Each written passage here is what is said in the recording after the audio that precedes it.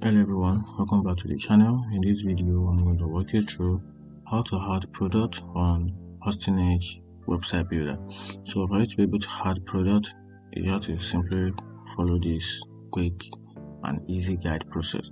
So the first thing you have to do, you have to access your Hostingage account and open the website builder, then navigate to the store management area and click on product. Once you do that, click on add product and choose the product type, which is physical, digital, or service, or can even choose beyond that. Then after that, you have to upload the product image, which is optional. Then after that, you have to provide a product title, the subtitle, and the description with the price of the product. Then specify the additional option, which is to add the SKU number, the weight, the stock quantity, and the product option. After that, then you can now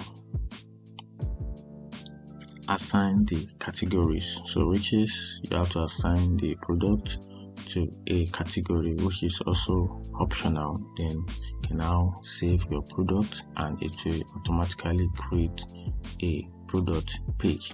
And that's how to add product on Hostingage website builder.